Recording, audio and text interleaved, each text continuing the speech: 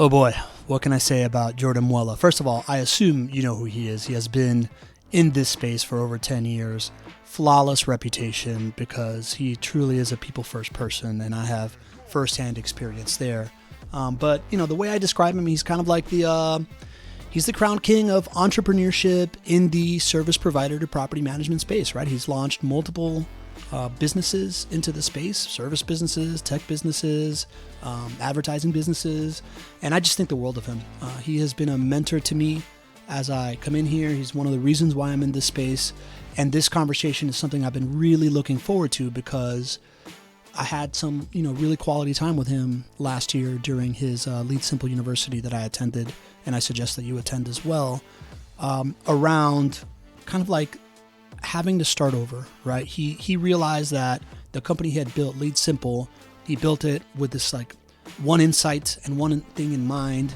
And now he had a new insight, and what was going to get him there isn't what got him here. And I just have so much respect for the way that he has navigated that, the way he thinks about business. He's this like deep philosophical thinker, and just his pulse on everything. And I think that this is really appropriate for you to listen to if you're thinking that, you've built up to now, tooling is changing, all these things is happening, getting some courage from this into like the courage of kind of like redefining what the objective is here, and the power and the inertia that you need to move around is very, very real.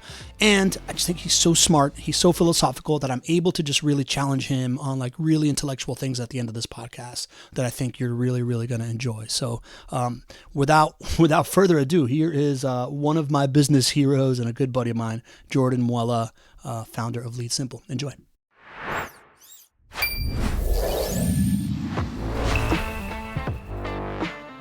Welcome to the Property Management Frame Breakers podcast. I'm your host, Pablo Gonzalez, and I am here to introduce you to the folks in the property management space that have broken the frame of what you may believe was possible. This podcast is presented by Vendoroo. It is your all-in-one AI solution for resolving your maintenance needs. Let's go. Jordan Muela. In the flesh. In the flesh. Man, I describe you as you were like the crown king of entrepreneurship in the property management space. This is how I describe you. Okay. As in, you've launched multiple companies into the space. You have this beloved tech platform in the space. And I remember first time I talked to you, you were like, oh yeah, one of my companies this and one of my companies that. And I'm just like, this dude's got multiple companies. So I find that really impressive. And you've somehow had you just have this like spotless reputation.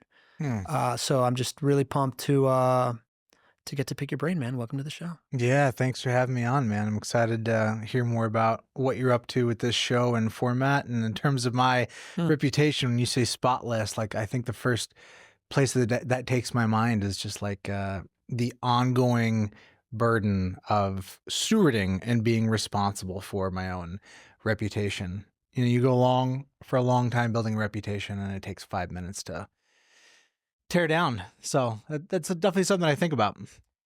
It is something that I obsess about too. And I think it's one of like the things that we kind of like on common grounds there, right? The compounding interest of relationships and the trapdoor, bottom falls out of all of it, of how quickly you can lose all that type of stuff. I wasn't even going to go there, but why don't we start there, man? What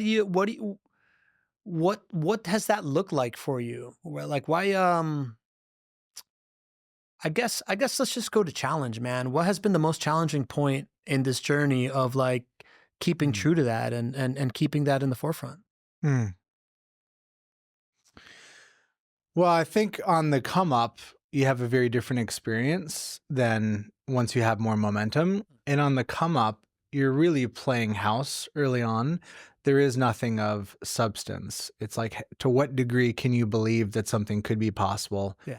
how much vision can you have there, and how can you project and manifest that to other people. But that's the challenge early on, is just that it's all kind of made up, and how good are you at makeup and make believe. And I'd like to think I'm pretty good, but you have to have partners and other people that also believe. And that's probably been the biggest breakthrough for me, is finding other partners Okay. that are really good at that make believe stage. Then we'll just kind of accept an exciting idea by fiat. And if it feels good, go with it. So early on, that's the hardest part, is just believing. And then once you have some level of momentum, I think the hardest part is not stopping doing the things that gave you success early on. It's really easy to get to a point where you start coasting and you're kind of sitting on what you've done, and you get distance from the things that made you great. And that inertia to pull you away, focus on other things, it's constant. But the minute that you do it, the entropy begins, and it doesn't happen all at once. So it's really easy not to see, but it builds and it builds, and then eventually there's a breaking point, and now you have velocity in a new negative direction, and stopping that isn't as easy as just paying attention and tuning in. You went right into the vein of like what I really, really want to talk about, which is essentially the innovator's dilemma in property. Like the innovator's dilemma of when things are changing and stuff is happening, how hard it is to accept the new reality, Mm. and how often the people that are in pole position when stuff is changing, who have the most resources and have the most data and have the most like kind Pass of up the like opportunity. have the opportunity, they don't take it, and they essentially get disrupted by an incumbent.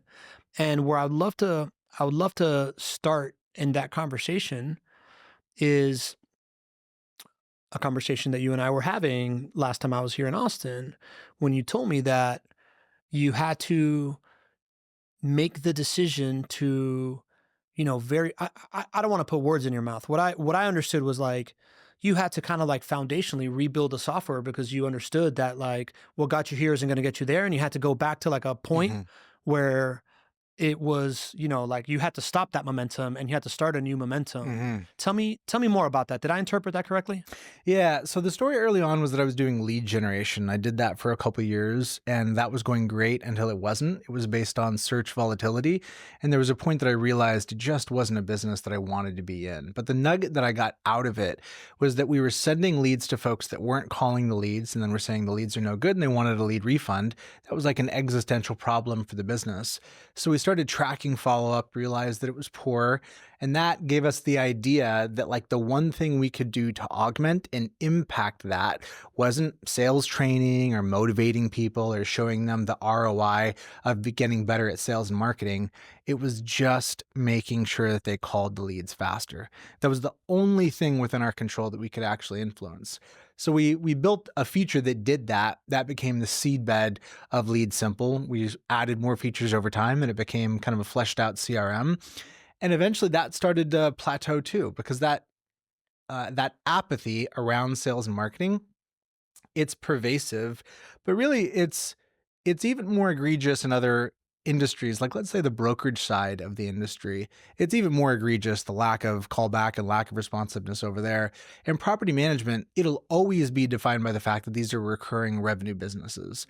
And there's just a lot of folks that aren't interested in growing currently, or aren't interested with a degree of commitment and effort that would actually create the elements necessary to grow. As a result of that, I could feel that the TAM was constrained. It was never going to be a breakout hit. It was going to be a good, solid lifestyle business. Mhm. And I wanted to keep going. And it was at that point that we realized we either needed to expand horizontally or vertically. We either needed to go into other industries, or we needed to go deeper into this industry, which meant going post-sale. That was intimidating, and there was internal debate about what to do. And we had a lot of debate. And it really was one of those moments of like, what's the right answer? There probably isn't one. Both of those options are valid. And I decided to double down and go deeper into the same industry. That would required us to ingest way more context and to wrap our hands around a new set of problems that were unknown, but I knew there would be yield. Going through that process, though, with a bootstrap business, it just meant that we had a couple years of flat growth where we were working hard, breaking ground, doing new stuff, but there was no visible progress to the market. And that looks like decline and stagnation externally. So going through that, yeah, it took some patience, but on the other side, I was really confident there would be yield, and it turns out there was. From the first moment that I met you, man, I was like, dude, I'm attracted to the way that this guy speaks. like the rate of speech, your vocabulary. This is just a complete sidebar. All right, head it. But your level of headiness and speech and talking about horizontally versus vertically and talking about yield and this type of vocabulary in the property management industry is this like vernacular common? Like are people do you find yourself ever speaking above the room? And I'm just trying to figure it out because I'm trying to make a podcast for the industry, and I wanna make sure, right? Like everybody I speak to is like really, really smart. Yeah, but for then sure. like you're like next level smart, right? I don't know about that. I think there's definitely some tone deafness and some indulgence on my behalf. Yeah. I choose to calibrate towards what feels good and natural to me. Yeah, for sure. Somebody really smart said that communication is what was received, not what was said. Yeah. And if I obeyed and followed that better, I probably would speak in a slightly different way just to kind of like cater to everybody. But I'm me. You're getting the unique flourish of me. So I follow what feels good and right for me, and that works for some people and it doesn't for others, and it is what it is. Yeah, well, it really works for me, right? So just to calibrate that whole conversation, what I heard from you was essentially you had a founding insight. You chase that insight. Yeah, right? Insight's it. You have to chase insight. You chase the insight, and you took that insight as far as it was going to take you until there was a moment where you're like, all right, cool. I need to make a decision right now of, am I happy with the size of this business and what it does for me? And like, I can design my life around this, or am I somebody that wants to continue to grow, continue to be in this conversation that I see myself in? And then at that point, when you're like, okay, cool, I want to do the latter. I want to find more TAM, more market size to grow into. You thought to yourself, I can go horizontal, meaning I can take LeadSimple in this founding insight and go across industries, or I can go vertical and make myself more valuable to one industry, stay in one vertical. I call that share of wallet, growing through share of wallet instead of share of other markets, right? Which I'm a big fan of as well. And that was what required you to then rethink how this thing is going to go, become comfortable with the idea that, hey, while our goal is to grow, for now, our goal is to keep it as stable as possible while we transform and then get back into this thing to then open up this whole bunch more market, because now I'm growing through serving the same people, just doing more things for them as opposed to finding other people to serve. Is that a good summary of that? That's a fair summary. Okay. All right, good. Culturally, when you, because I'll get to the, actually let's start at the technology level. If I'm a property manager trying to understand what it takes to transform technologically a product like what you have, what does that take? What did it take for us to do internally to change? Yeah. It looked like expanding scope and looking at new problems that I hadn't been paying attention to. You use the word insight, and that's really important to me. To build something because you know people will buy it and pay money, that's not insight. That's good instinct. It's important. Read the room. Is there demand? I mean, God forbid being the entrepreneur that builds something great that nobody wants. No, those don't exist, right? However, what I've recognized is that I have the capability to be able to have a sense, an intuition that people will pay for something. And have a really clear sense that it's not enough. It's not enough to know that people want to pay for it. There has to be utility. There has to be value. There has to be pain that you have conviction around that matters, and an insight about a different approach that could make things different. So for me, that example of around the insight early on that people weren't calling the leads back, like it was so practical. I'm sending these leads. People are saying they want them. They're desperate for them. They don't call them, and then they want lead refunds. This ain't gonna work. Getting people to call the leads faster, and that being the only area to focus, it drove an outcome, and I knew what I was trying to impact. So when we waded into the post-sale process game, it was the same thing. We had to look at, okay, well, what processes? Why would this matter? What is the impact to the customer? And it's just a lot of trouble. It's a lot of hassle. There's fewer gray hairs not concerning your stuff with that. And I remember my co-founder, I'm working kind of in the mines, building things, but also talking about the problems and me sending him so much information and context. My disposition entrepreneurially is to consume as much information as possible, to synthesize it and to also send that information to other people. So I think there are times that people on my staff maybe wonder like why I'm sending so much information. But my assumption is, you're not going to read it canonically. You suck out what does or doesn't matter. And it just got to the point of like overwhelm, that there was so much surface area that we were trying to impact. So that was challenging, but it was necessary. You have to really canonically understand the domain, which means to understand it broadly, understand it beyond just your immediate context, synthesize it, create like a taxonomical superstructure. Like what are the buckets that apply beyond just your context? Like I'm doing it this way, but globally there's 4 ways to do it. You're specifically doing it this way, makes sense for your context, or, there's a different way to do it. To really understand it at a deep level, for me, that's a big part of it. When you say taxonomically and canonically, I think I would frame the taxonomically piece of what you're saying of understanding the context as like, what's the ecosystem and like, where am I in this ecosystem? Who are the other predators, right? Like who's the prey? What is the life source of it? Those kinds of things.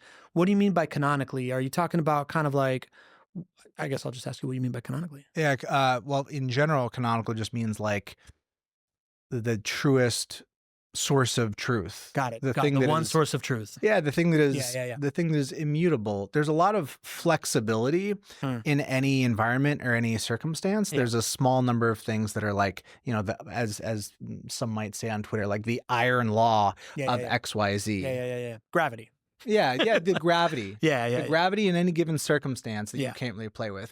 Be inventive, be creative, but this gravity you will not change. So what is the actual frame of the context, and what are the players inside the context? Like what are the things that feed and nourish and kill and within the context, right? The ecosystem inside the context. Yeah. So as I waded into other problems outside of the original one that I was looking at, the first problem was related to sales and marketing and going from lead generation, like here are the leads, to let me help you get the leads, and realizing that people weren't overly aware or overly interested. And you could tell people weren't overly interested because they wanted to solve the problem by swiping a credit card. That's the immediate tell, right? There was a lack of interest in developing organizational acumen and operationalizing the function. And instead, it was just a means to an end. Waded into sales and marketing problems, education around that. That was a really enjoyable era. I had a conference with a buddy of mine called PM Grow, brought in a bunch of speakers. It was a lot of fun. At probably the apex of my effort and focus there, I realized you could grow a decent sized business and not make any money, which was really confusing to me because I was early in my career, and it was very confusing to me that you could grow a decent sized business and not make any money. It felt heavy. Yeah. It's like, ugh, what have I been participating in? I'm helping people grow this thing. They're working 90 hours a week and it's not making any money. Something ain't right. So then that was a dive into finance, which is a strong adjacency to operational performance, but a big focus on finance. The NARPM accounting standards was one of the things that came out of that. My time with Profit Coach was a big part of that. And that was a huge game changer because it turns out that finance and profit, really, it's getting at freedom. Rather than growing the biggest bag of money possible, For me, it was realizing that the biggest bag of money possible is not accessible to most people. And it's fundamentally rooted in comparison. So really it's never accessible. There's always going to be a guy with a bigger bag, but particularly in an SMB context, it's not fulfilling. What was accessible, what could be democratized and was for everybody, was the possibility of freedom through cash flow of running a profitable business. That was really fulfilling. And then in more recent years and time for me with LeadSimple, it's been about operational excellence. What is the operational performance? How do you drive operational performance such that it drives hopefully those profits, but also satisfaction for the resident and a strong return for the investor? Got it. I would simplify that down to you have been chasing the different parts of leverage for the property manager, right? Financial, first is like, if you can acquire leads, that is feeding it, right? But then you can grow this big revenue machine and not take any home because you don't have any leverage over what you're doing. So like financial leverage, operational leverage, operational capacity, right? Like labor is leverage, right? Like, the more efficient you get at operations, you create more leverage. When it comes to trying to solve for one problem and then deciding there's a different problem to be solved, right? That seems pretty foundational. Is it harder to change the product, right? Like, was it harder to like change the actual, I don't know if it's layout or tech or functionality of it in order to go from like, hey, better leads to operational efficiency? Or is it harder to change the culture inside of your company of people that are used to driving at this one problem and now driving at a different problem? No, culture for sure. I mean, the culture is always more challenging than the product stuff. Yeah. The product stuff flows out of the culture. The people are everything. And that flows out of me. And that took a long time for me to really see that was like a one-to-one. It's flowing out of me. So it flows out of you. So you're like top down, kind of like you are being the example, right? Of like the culture and what it is. You got to care more than everybody else, for sure. You got to teach it. You got to communicate it. You got to live it. What else needs to happen? Like what other lessons do you have in that idea of really rethinking what your organization is all about and how to drive a new culture around like rethinking that? Well, expanding the vision can be challenging. Yeah. There's going to be disagreement around whether or not the new vision is worthwhile. Is it worth the hassle, the inconvenience? Like, it's fun to talk about doing something big, but when you sit down and you think about weighing all the implications, it always has implications to expand the vision. And sometimes those are obvious up front, like we're going to need to raise some money. Sometimes they're not obvious, like we're going to need to turn over part of the team.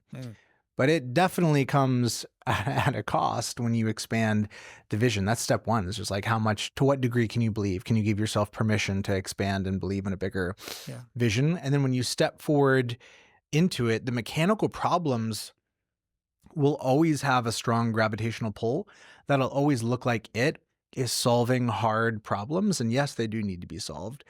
But if you have a big vision, you're not going to be solving the vast majority of those problems yourself. You're going to be solving it through other people, which means your real contribution is getting the right people on the bus and properly motivating and incenting towards them doing this thing, which hasn't been done before. I mean, if you're doing something worthwhile, there's got to be some new element, some new take, some new POV. And that there was a lot of shift in that. The team makeup has shifted meaningfully over time, and that forces some hard conversations. And what you make up and how you relate to that shift as a leader, it's really impactful. Interesting, man. Yeah. So that, I feel like I didn't answer your question when we started this thing, the premise of the show, right? And this is why I want to, because it's contextual to this, right? As you know, we're category design guys, right? I'm a big believer in these like shifts in context, creating these like exponentially valuable moments for some, and these like extinction level events for others. Hence the innovator's dilemma thing, all this kind of stuff. And, in my belief, there is, or at least what I see everywhere, is the fact that our vertical, right? Like the wallet that you've grown share in is profoundly going through these like major changes in context, right? Mhm. Like the idea of Wall Street rushing into the space in 2020 and now the affordability crisis, and that narrative has made a big change in context in like maybe people didn't really have an opinion about property managers before. Now everybody in America does, right? Other change in context is the idea that great generational wealth transfer, right? Boomers are handing down their portfolios to millennials. Changing context from the customer standpoint. Your customer is completely changing, right? Two very different types of people one that you used to serve, one that you will be serving. And then now, as big a any change in context in the history of industrial revolutions is AI, right? So the tooling will profoundly be changed as well. And when I think of the property manager today, and I think of all the stuff that you and I have studied, like category design, pattern breakers, innovator's dilemma, all this kind of stuff, you see that when this happens, the person that I used to be going really well for will have this gravity to anchor in the past, as opposed to seeing the world from like what the future is going to look like and building towards it. And therefore, the new up and comers in the space have this like ability to like punch upward in a very real way, and the incumbents have this like way of either staying stagnant or going extinct, a la Sears, Blockbuster, your local cab company, that type of stuff. So when I'm looking at a property manager right now and I'm thinking I've got to rethink the way that my customer wants to be treated, and the way that legislators and the media and whatever are going to treat me. And I'm going to have, by all intents and purposes, a whole bunch of new tooling, right? Like there is an explosion of vendors in the space when you go to NARPM right now, right? I'm going to have to think as a property manager, what does the future of this thing look like so I can build towards it? Versus what has been working for me. And I see that in your story. I see them saying, hey, this lead thing has been phenomenal, right? Like I have built a nice life. I have a great reputation. I've got a great high functioning team, and they're going to have to make the decision of whether or not they're going to want to stay in this they're going to have to accept the new trajectory for their business, or they're going to have to somewhat reinvent how they are going to do it in order to continue to progress and feel that. I'll stop there and let you react to that. Yeah, I mean, first off, I would say those contexts are so different. Thank God for being in residential property management. The intrinsic volatility in the businesses that I described is very different. I've done lead generation, extremely volatile. I got out of it because it was too volatile. Software, volatile. Accounting services, not as volatile. Sales training, not as volatile.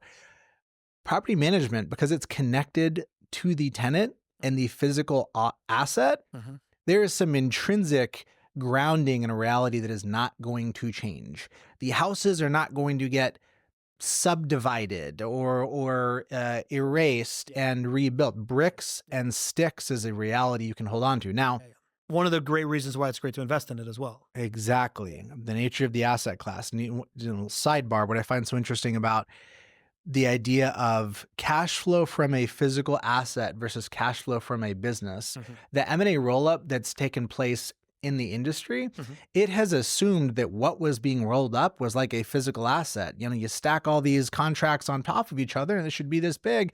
That's not really how it works. You stack them up and then immediately it starts declining and shrinking. That is the practical reality of being in a business, is that there is entropy. Even though real estate decays, business much more so at a faster rate, there's natural entropy. So the competing forces you have are wherever you're at today in your business journey, entropy is real. It's going to start to decay and get away from you. Your personal priorities and interests will shift and change, and that can create liability for your business. Your staffing mix will change.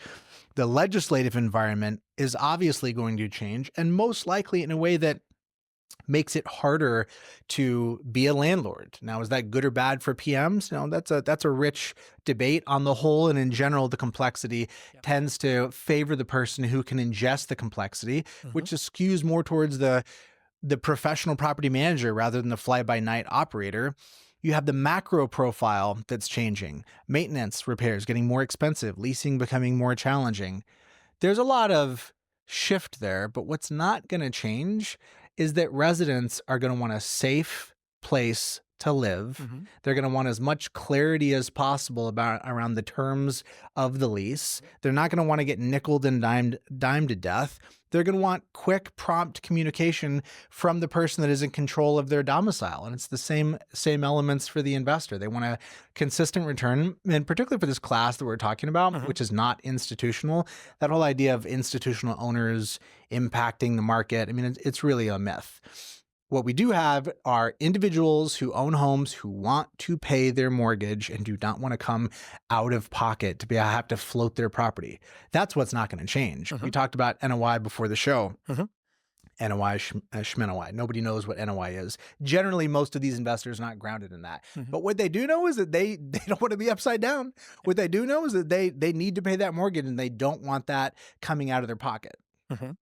Those things are going to stay the same. Agreed. So people are going to need to rent. There's going to be more and more renters, right? Like that's Renter Nation. That's the big headline. And that environment needs to be done the right way, right? Like that, I don't think that that's going to change at all. I see millennials inheriting a portfolio of properties and not valuing them the same way that their foremother, kind of like who knew why they bought this thing, did, right? And I see us, right, having very different preferences around how we engineer our life, right? Like my boomer parents, when I told my dad that moving to Jacksonville because I desperately need surfing in my life and that was part of the conversation, he's like, dude, I was like, Dad, how would you feel if you couldn't golf year round? He's like, bro, stop right there. Because I've never made a decision in my life based on like quality of lifestyle of my hobby and being close to it. So leave that, you know? It's different, right? I think the customer and the holder of the asset changing is going to be very, very profound. And they are people that have always communicated a certain way, had a certain, like, I think, how old are you? We're like around the same age, right? Like 41. 41. Okay. So I'm 44. So if you want advice on like mid 40s, let me know. But you know, we're the last ones that grew up remembering what it is to like have an argument about who's right about a fact. Right? Like it, you know, now that's new again, right? that's real again for current events, but for like history, right? Or like, man, how many games in a row did Cal Ripken start? You know, like that we could have talked about that. We could have talked about that for weeks, right? And now it's like, no, that conversation is going to end in exactly 3 seconds, right? It's a known quantity. It's a known quantity. Yeah. Right. So this desire to have access to immediate information and immediate communication and all these different kinds of things, I think will change the industry and the expectation profoundly. And whether or not residents, that expectation likely may increase, may decrease, there's still going to be some like constants there. The owner of the rental property can always opt out. They can always just be like, I'm just going to sell this retail, right? Like I could just not do this. I could cash this out and put it in Bitcoin because that's what's cool for us, right? So, you know, respectfully, I think there's going to be there is more risk to change. Like I think the asset is constant, but the delivery mechanism of like holding on to it or not, and the opt in or out or not, when there is, you know, a way more places for me to put my money these days than I did before, right? Like, that's very, very real. You don't think that's a threat? The asset owner, that's interesting. So there's a narrative really broadly right now that Wall Street is coming in and disrupting things and doing some kind of greedy stuff, whatever. If we look at how much institutional owners actually own, we're talking single digit points, et cetera. Yeah. So how would the asset owner change or impact? Is institutional going to take over? Maybe. I don't know. I don't know if you're getting at that, or if maybe it's just a different owner that is more inclined to DIY. I don't know how that's going to shift. What I do know, based on the research that we did in the PM Trends report just recently, yeah, I really loved going through that project with my buddy Peter Lohman. What we saw was that there were certainly generational shifts. One of the generational shifts was that the newer generation is much more disposed to have interest in short-term rentals. Saw that really strongly. Disproportionate younger generations, to the extent that they're getting involved in real estate, would prefer to have it as a short-term rental. Is that purely economic? Probably not. To the extent that the entire market as a whole, as we said before, is not anchored in NOI, that decision probably is not primarily financial in nature. What is that? I'm not sure. Is it the trend? Is it the vibe? Is it the ethos of owning a property that I could potentially stay in for a period of time? I don't know, but that's an example of a priority that is expressing itself, not necessarily in the asset ownership, but in the usage of the property. I think that'll self-sort based on who can and can't get yield. And obviously there's been a big backlash amongst markets that were overly saturated with short-term rentals. This broader question about who's going to hold the asset and how does that impact the PM, I haven't spent a ton of time thinking about that.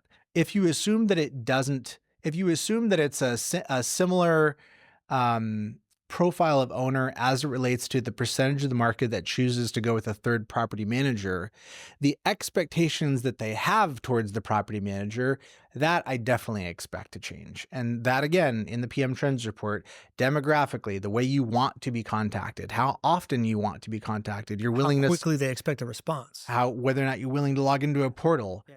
Those things are definitely shifting for sure. I mean, there's a society-wide declining interest in having human contact, period.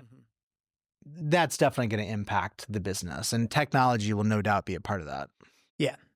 And I see that. To me, that's like the table stakes part of it, right? Like the existing, like the present of like what we can see on the horizon and how much that's going to change. That's all very real based on like the PM Trends report. Phenomenal data. I've been looking through it.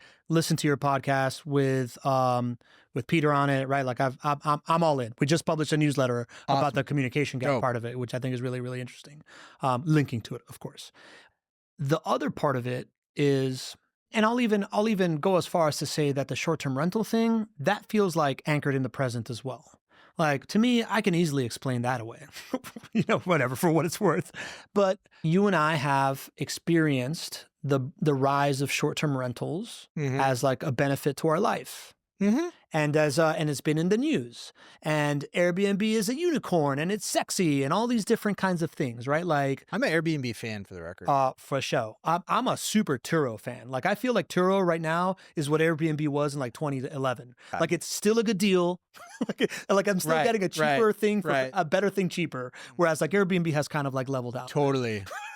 Yeah, I think Turo is that right now. All of these like sharing platforms, the thing that they do that creates a lot of value on the front side is unlocking inventory. Yeah. And then once you unlock it, then the rest of the inventory is being manufactured specifically to service it. Then it levels out, right? So yes, big Airbnb fan. What I see as a constant, and this is something Reza, our founder, told me, right now the options have been property manager or no property manager, right? And I think that there's going to be many more different versions of what like property manager means. The same way that there is many more versions of like what hospitality means, or like a place to stay, or a way to rent a car, or whatever. And when more gets injected into the equation, I don't know how much the actual market size grows, because there's still the same amount of people that are looking for the same thing. And we can talk about whether or not people are going to opt out of being landlords or not, right? But like, when there's more options and different and new options, the incumbent market option, that size always shrinks. Like, there is like, hotels have definitely lost market share to Airbnb, right? There's no doubt. Like, much more than like the best hotel and smartest hotel, like, one might still be killing it, right? Like that boutique hotel that has the best reputation. Yeah. And that concentration floats to the top, and everybody else fights for this like shrinking market share with these like new options that are all of a sudden in vogue. So that's more what I see is this idea that like we're like in this golden age right now. Property management's having a moment, right? Like there is this growing market share because it's more and more necessary. But the moment that there becomes, more options, meaning the moment that the Airbnbification version of it happens, right? Like let's say in the future, let's think of e-commerce, right? Let's say in the future, like right now we're very, if you would ask me 10 years ago, can there be a one person, $1 million business? I would have been like, probably not, dog. Probably not, dog. Right now that's like a book, right? And it's a tagline, and you can kind of do that through e-commerce or through online, whatever. If the tooling gets so good that all of a sudden you can have a one person, $1 million EBITDA business as a property manager without it being the worst thing in the world, which right now it would be, right? And there will always be some, there will always be the Amazon of it, right? Like the Amazon's still going to be there. And now there's a bunch of e-commerce one person, $1 million brands, but like that middle sector gets shrunk, right? So I could see how there would be either in each market, like let's call it the Texas Triangle, there's one dominant property management brand that has 76% of market share, and maybe two or three that are fighting for 24%. But then there's also going to be like a whole bunch of like that one person business that got enabled because of this like mixture and tooling of like LeadSimple plus Rentvine plus a whole bunch of AI agents all of a sudden allow me to manage 200 doors and take all that money home myself. Well, that's a really interesting future. And I look forward to participating in enabling that. Labor efficiency is obviously something I have a ton of passion about. Yeah. Automation is something I have a ton of passion about. Yeah. I wanted to have this conversation with Jordan for a variety of reasons, right? One is obviously this idea that, as you can tell if you're listening to this podcast, I think things are changing, and I think there is plenty of insights like what he had and then had the courage to reinvent his company around it, to do it. And also because I think he really sees this stuff beyond just the everyday business of it, more into the philosophical area, but in a very practical element. And if what you're getting is this insight of, I do believe things are changing. I do believe I want to unlock labor efficiency and be either this dominant new player in the market or one of these new forms of property management, open that up to myself. The path for that goes directly through your ability to unlock AI. And the number one thing you can do to unlock AI for your company in this way is to let Vendoroo and our AI take care of 80 to 85% of all of your maintenance issues from beginning to end, so that you can unlock yourself from that and take care of the 15 to 20% that really needs your attention, to think about the future of the business, to take some time off, to go grow the business, whatever you're going to do. But I just highly encourage you to go to vendoroo.ai and join this first wave of the AI adoption with agents and with a product that is already working for people. Go to vendoroo.ai and enjoy the rest of this conversation. I know I have. My sense is that the person that can do that, in most cases, is not going to be satiated having a one-person shop, right? Like, it's probably the companies that have some level of additional size and scale that are going to be more likely, or at least have the opportunity and the funds to invest in the early capabilities to create that. I don't envision that. The progression of getting there, I envision as not being led by off-the-shelf options. The early versions and iterations of getting to that are going to involve gum and glue and duct tape. And companies that are larger have at least the resources and the operational burden that you would assume would compel them to dabble with and make those gains. So to the extent that these broadly, generically available gains are available, I expect everybody across that spectrum of small, medium, and large to be attempting to benefit from it. But what about the dude that is? I'm thinking of one person. I'm thinking about this guy, Zach Skypeck. Have you met him through NARPM? He's a maniac. He's a 26-year-old, I sure have. super hungry, believes he can build a massive business, right? That guy is willing to like chew that gum and eat the tree bark in order to like build this like business that's going to be better than everybody else's in a completely different way. Yeah. Yeah. I mean, so you mentioned Zach. The first thing that comes to my mind is like, he is not the average demographic for the person in this industry. And I can say that on multiple levels, including the quality and caliber of his ability to do karaoke. It's good. It's good. I love that. Yeah. Yeah, he's young and hungry. Gosh, I love that profile. I'd love to see more folks like that coming into the industry. Well, hasn't Cody Sanchez already done that for property? Like, isn't that just starting? Like, isn't like the proliferation of this like SMB opportunity and entrepreneur for their acquisition already bringing younger, hungrier people into the space? Isn't that part of the shift too? Something's going to do it. Death, having kids. I mean, demographically, the rejuvenation has to be happening. Yeah. Thanks for playing that game with me, man. Yeah, man. The predictions about the future, I hold it all loosely. I think I'm more interested in what's going to stay the same than what's going to change. Stay flexible and loose on the big picture details. Stay really grounded and rooted in what we know will not change. Yeah. The example that you brought up of the hotels and the Airbnb, that is a specific set of parameters to me because it's again, physical real estate. For the hotel to expand into short-term rentals, they are not advantaged or well positioned to. Like, they own this physical asset that is very inflexible. In other environments, in a service-based business where you're trying to modify your service offering, if you're selling software, I would argue those things are dramatically easier to shift than having to physically build new inventory. Yeah. So I think in the context of what you're needing to change probably matters in terms of how responsive you can be. Yeah. Okay. Let's talk about then the present and what you think won't change. Let's hit this NOI thing because we've referenced this NOI thing, but that happened before I'm actually starting the podcast. Like we were, so the NOI thing. Here's something I'd like to challenge. I've heard property management be compared to like IT services, right? Like your business will die without IT services, and yet, like you're so much more likely to be like, I hate my IT services because I'm only thinking about it when it's a problem than like to be like, I love my IT department, right?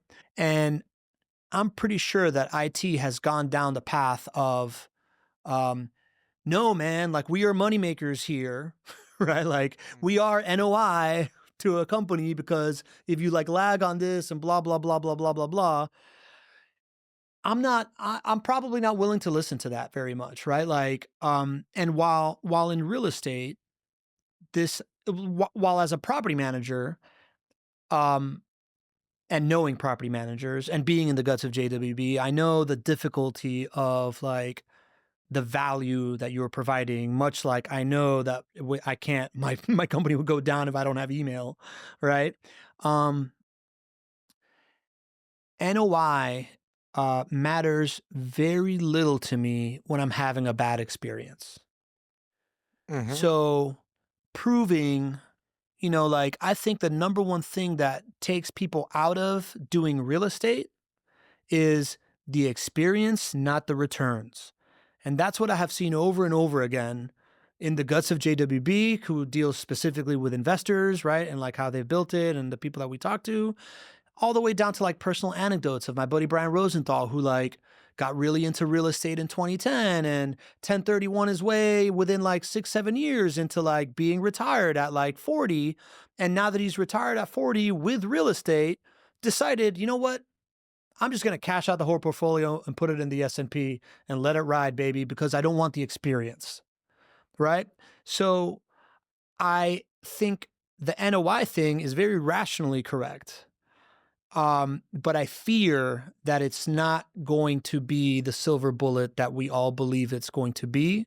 We're still going to come back to a conversation around the experience for the owner, and it's still going to come back down to like how pleasant can you make this for me, or pain-free you can make this for me, regardless of like my net worth and how awesome that all feels, because I have other options of where to put my money. What do you think about that? I think about NOI as a proxy to AMAT and as the way to stay oriented in the fact that if the owner isn't making money and if the owner isn't solvent and can't consistently pay their mortgage without coming out of pocket, they're not going to keep owning the rental property. So it just grounds us in the fact that we have to engage in behaviors that are sustainable for the investor. And that's relevant in a bunch of different directions, both in terms of the way you advise them, how aggressively you're relating to things like rent hikes, the degree to which you're taking the fees out of the investor's pocket for yourself versus giving them back to them. It has to be sustainable. Yes. The other version of this would just be on my side software. The software could be amazing and we could charge so much money that it's just crushing the margin for the operator, at which point it doesn't make sense. So staying grounded in the fundamentals of the fact that my customer's customer has to make money, that's what I'm getting at when I'm talking about NOI. Fair. Their ability to measure it is limited. Their awareness of it is limited. When you're kind of saying it's not the deciding factor, that has to do with the band and the range of how much variance there is. If it was expanded, it would be the only thing that mattered. If the difference was I work with Pablo Property Management and make $500 a month, or I go work with these other guys and it generates $1,500 a month, it's a big deal. I'm going to eat a lot of turds with by whatever means is necessary in order to get triple the cash flow. Now, is the variance that wide in the market in reality? Probably not. There's a limited variance property manager to property manager. And, frankly, I don't know. This is something I'd like to know and understand more about. But the skepticism that I hear about NOI that I find the most compelling is simply the skepticism that the PM has a decent shot of impacting it. The range, like a really bad PM can definitely take it in the toilet. For sure. But if you're just looking at a range of good PMs, how much of his delta is there? How much can the PM impact it? I get the idea that there's a limited ability to impact it. So for me, it's just like, if we're going to talk about operational performance and operational excellence, I find it very unsatisfying to talk about it purely through the lens of labor and cost augmentation for the property manager. I think that's worthwhile, but insufficient. Going all the way to the bottom line of the customer's customer. That 100% feels like the thing to do. 100%. And in that, I 1000% agree with you, right? Like, what is the problem that we're actually solving for, and who are we solving it for? Like as property managers and even as a software provider, like you've got to be really solving for your customer's problem to be completely invaluable. And that'll never go away. We can be disrupted 1,000 times, and that will always be a gravity level principle. And I think what I'm hearing, and I'm glad we're having this conversation, because what I'm hearing from you, or at least what I'm inferring in it, is that there's a lot of space in our industry to focus on your customer's problem as opposed to like your own problem, right? Like the graduation of the average property manager to now start talking NOI is a significant leap for many of them, right? And that has a lot of value. And I think that I'm over-indexed in that I learned this game through JWB, who's already a summa cum laude PhD in this stuff. 100%. Yeah. My very limited exposure to JWB. I mean, for those that don't know, JWB is doing turnkey well. Yes. Which is hard. Yeah.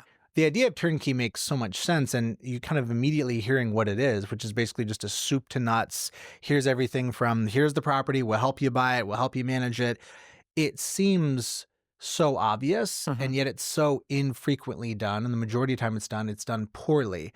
But when done right, it's a phenomenal business. It's such a good business. It's so satisfying because people are appealing to you on the basis of the finances and the money, and they're doing a lot of digestion that a lot of operators in our space that are just on the management side don't do.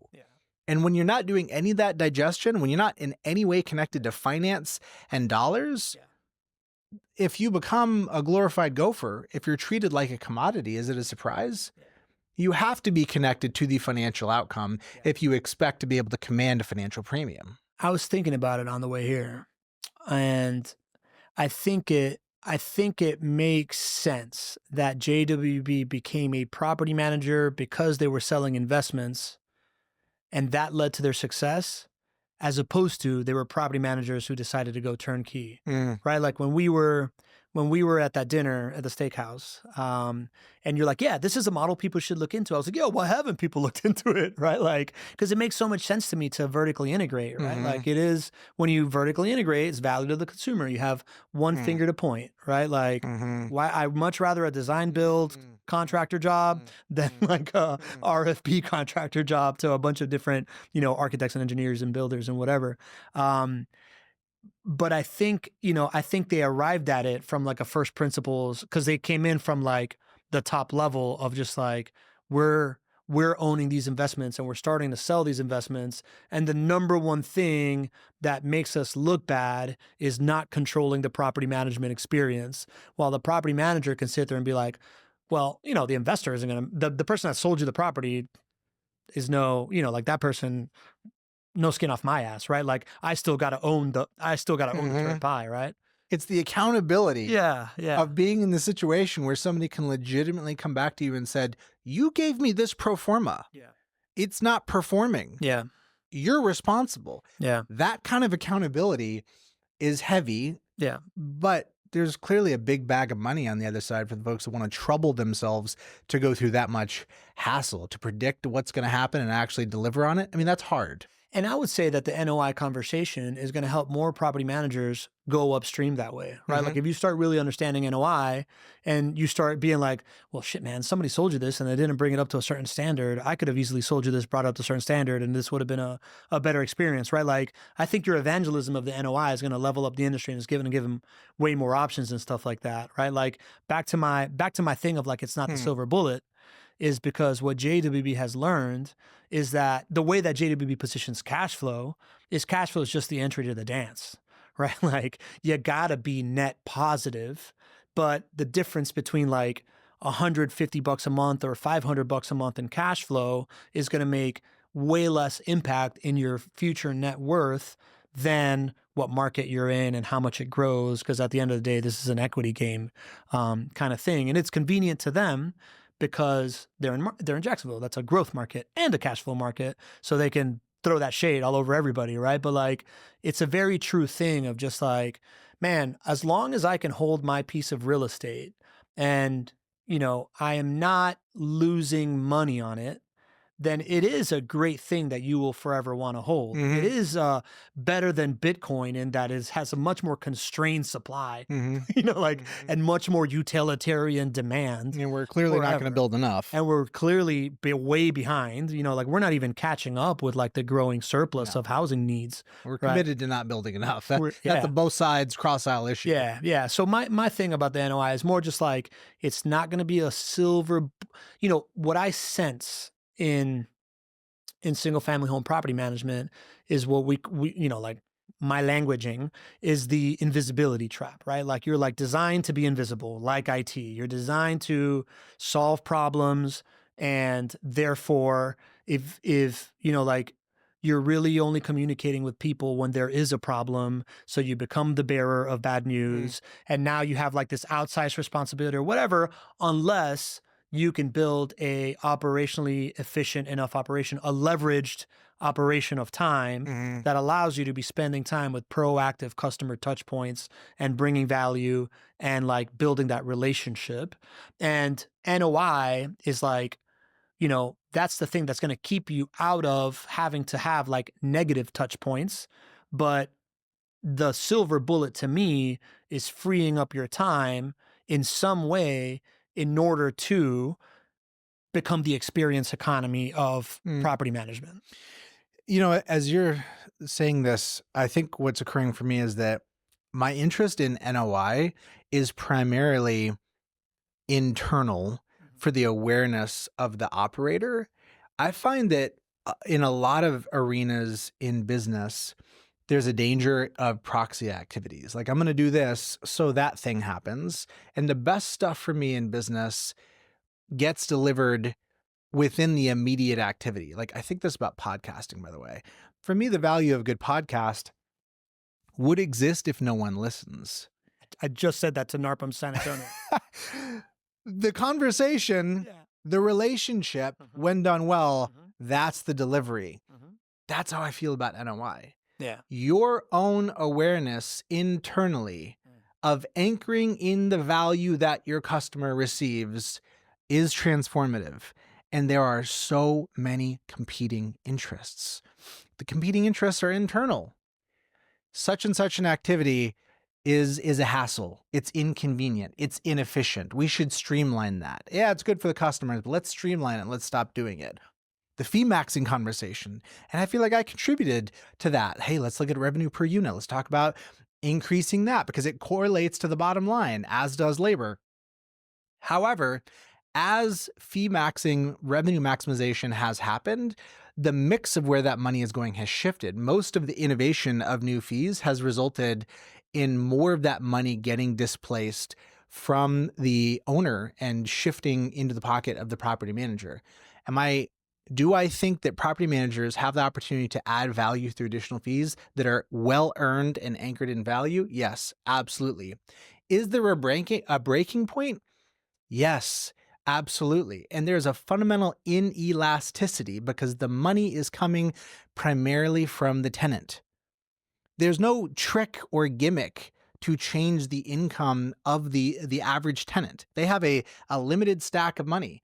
So when that money gets inflated past a certain point, and when an increasing number of fees are coming from somewhere other than rent, eventually you reach a breaking point. And eventually that has to impact the rent itself. And to the extent that rent is stalled out or being suppressed and because of the fees, because there's an increasing burden of fees that are going to the management company, you don't have to have a math or science degree to know that at some point that results in a set of circumstances that disincentivize owning the asset. And that's not good for the property manager. So just being aware of the fact that we've got to have some increment of measurement. It can't just be CSAT. It can't be NPS. Those things are worthwhile. But there has to be some kind of an economic measurement of viability for the customer. And if you have no interest in minding that, if it just has never occurred to you that would be something good to measure, like what is the financial demarcation of value to the customer, I think that says a lot. I think that's probably worth tuning into. Ah, that was so good.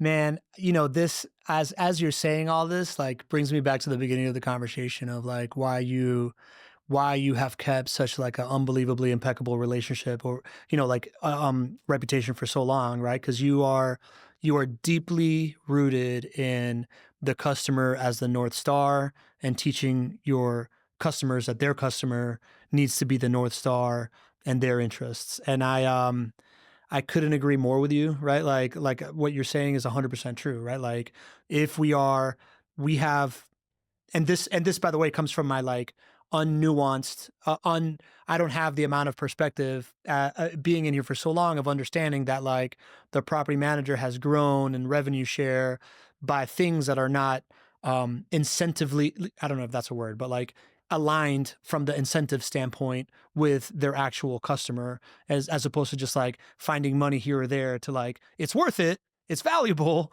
but not like, am I completely aligned with the interests and the way that my business model makes money, right? Like if you're just finding different ways to like charge the resident more together, there's value there because you're creating value for the resident. But like now, if you're telling your owner, hey buddy, I'm on your team, I'm on your wealth building team, and we are always going to measure ourselves by are we driving this metric or not? And we have real line of demarcation of where like this stops being good for you, and I understand why you got to bounce, right? Like that's real, man. That creates real relationships.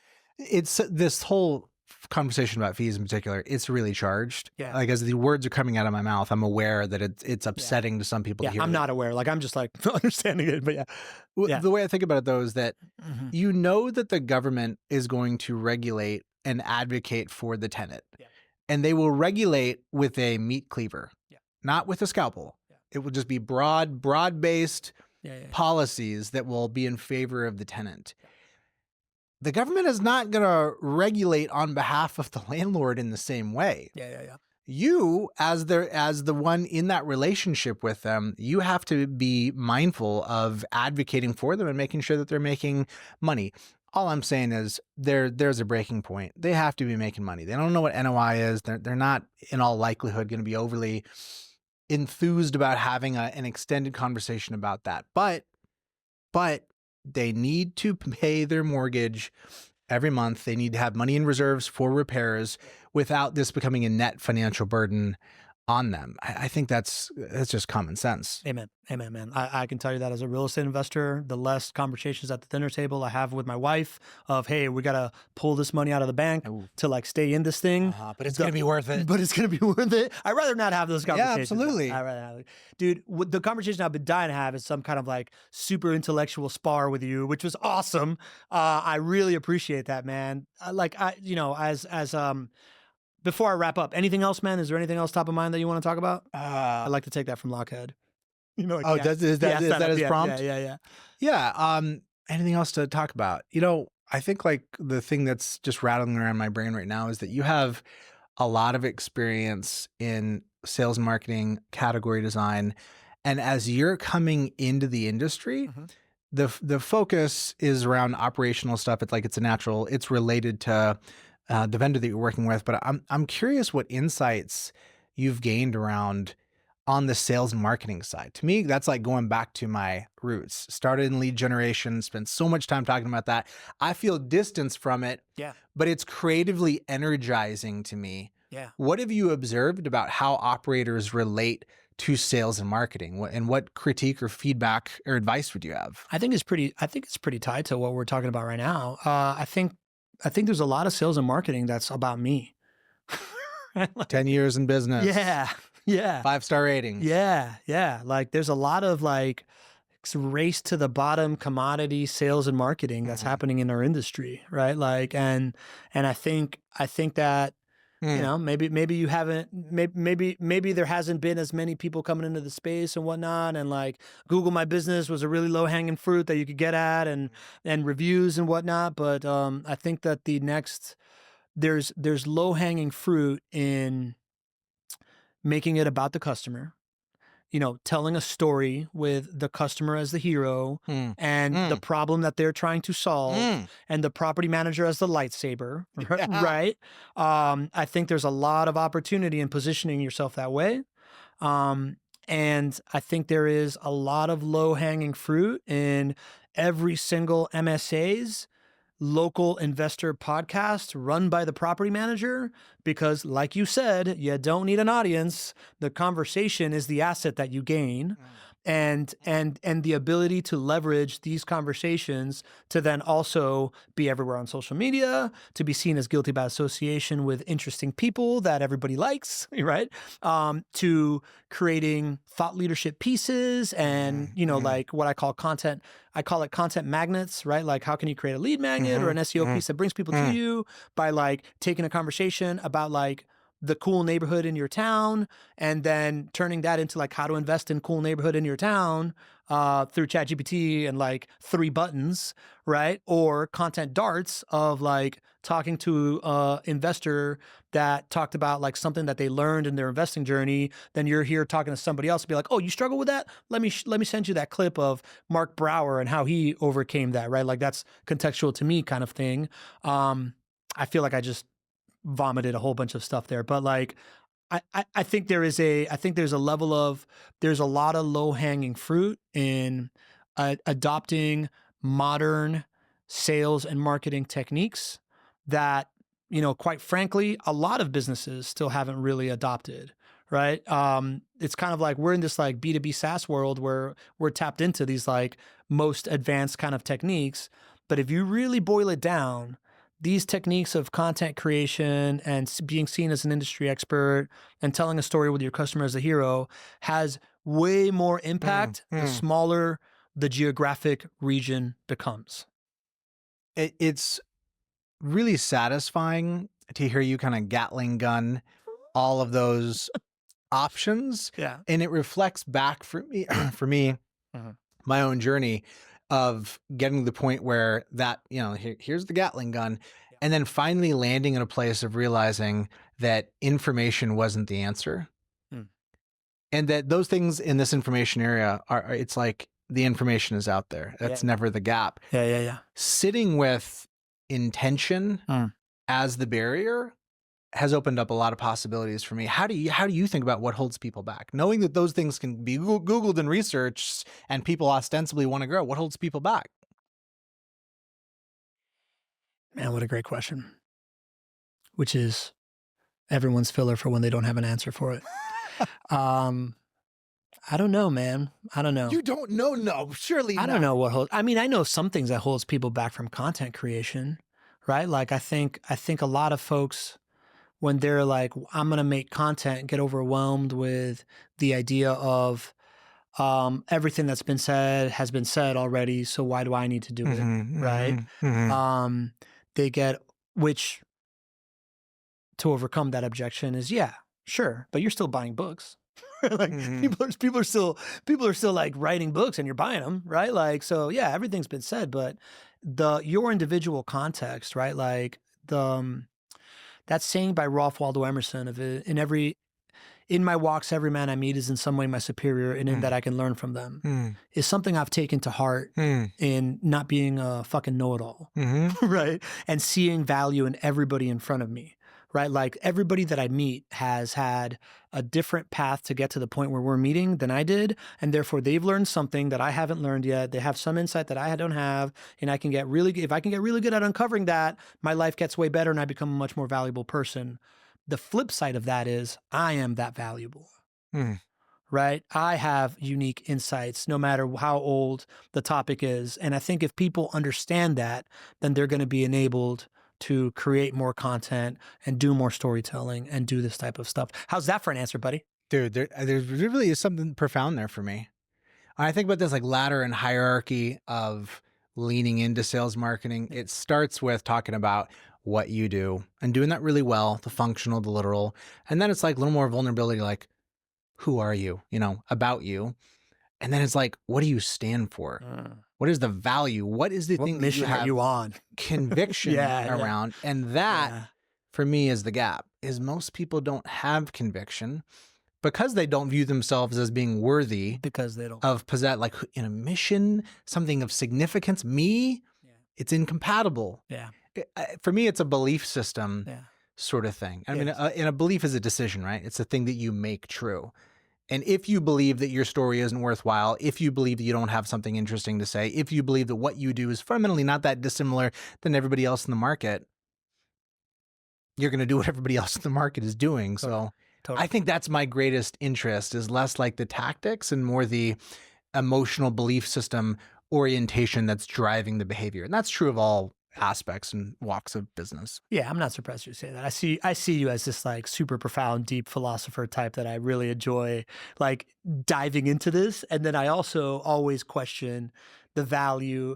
Right back full circle. I question the value of me pontificating that stuff, because I'm like, man, you start self-editing. I start self-editing, right? Like, but at the end of the day, I think what's true about that stuff is like when the student is ready, the message will appear, kind of thing, right? So like, we've just had a conversation that hit on a bunch of stuff, and there's many insights to be taken depending on where you're at in your journey and how willing you are to accept a future different than the past, how willing you are to accept your value, how willing you are to accept the fact that you haven't really been given a shit about your customer and it's time to, right? Like, right. There's many different insights here that if you, that many different people can, depending on where they're at right now, can take from this conversation, which is why I wanted to happen with you. Yeah, it's really satisfying ending it there. Yeah. I am both firefighter and arsonist. Let's go, man. That's the truth. Yeah. Yeah, we can end it there. But I do have to, I just want to thank you, man. Like, your you kind of plucked me out of nowhere and like threw me into this space. And it's like profoundly changed my life. And even more than that, I feel like you have really opened up your time and care in your heart for me, which is very obvious to me, man. And I want to publicly thank you for that. And, man, I'm really pumped to be sitting here in the studio for a second time with you and hanging out with you for like a third or fourth time. And I'm just really pumped to be in this industry. And you're not a small reason for why I'm so pumped to be in this industry, based on the ability to hang out with you more and also just like the stuff that I think we can do together, man. So thanks. I'm just grateful to the universe that our paths crossed and we get to hang and spend FaceTime together. I liked you the minute I met you. I had the same reaction. I'm like, ooh. The rate of speech. It's the rate of speech. Possibly one of many factors. But yeah, man, I'm glad you're here and going to be in this space. I see you as being somebody that's able to do a lot of good, able to contribute and give back a lot. Like, I'm just really clear on that. This podcast is going to be great. I haven't listened to it. I don't even think it's out yet. No, it's not out yet. It's not. But I just know it's going to be great, man. Cool, man. So I appreciate it. I'm glad you're here. I'm glad you get to work together. All right.